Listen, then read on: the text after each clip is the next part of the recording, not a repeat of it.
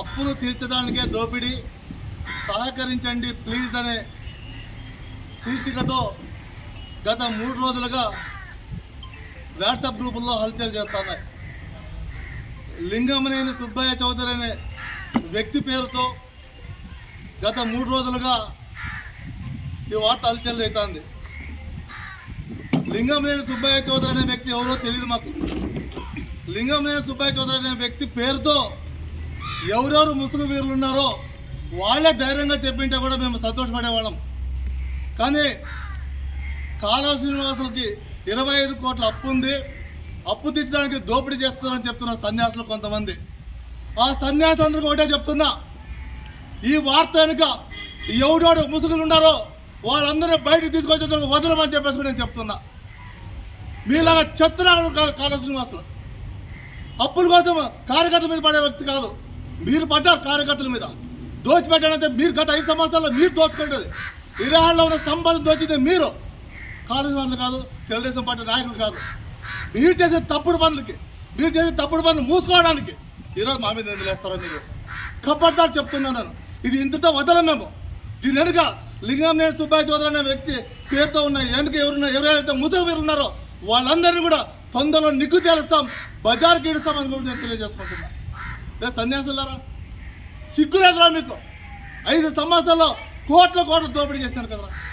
2 నెలలే తెలుగుదేశం పార్టీ అధికారంలోకి వచ్చింది.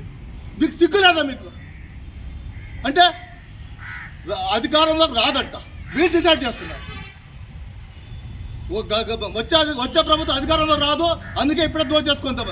2 నెలలు రాయింది మా ప్రభుత్వం వచ్చి. మేము ఏం చెప్పినా ప్రజలకు ఏం చేయాలని ఆలోచిస్తున్నాం. మీలాగా దోచుకోవడానికి ఆలోచించలేం మేము. మీరు దోచుకున్నారు కదా, ఎందుకు మా మీద ఇది ఎక్కబడ్డారు చెప్తున్నాను నేను. మీరు వాళ్ళ పేరు మీద వీళ్ళ పేరు ముసుగులు వేసుకొని ఎందుకు వస్తారు? రాండి, దమ్ముంటే రాండి.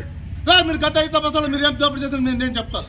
మేమేం దోపిడీ చేశారు రాండి, పబ్లిక్ రాండి, దమ్ముంటే రాండి.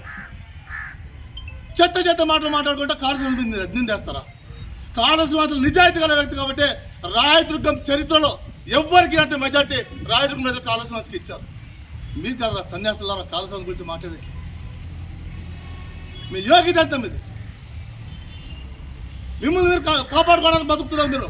మా కాళేశ్వరం ప్రజలు, తెలుగుదేశం పార్టీ కార్యకర్తలు కాదు, రాయదుర్గ ప్రజల బాగు కోసం ఆలోచించే వ్యక్తి కాళేశ్వరం.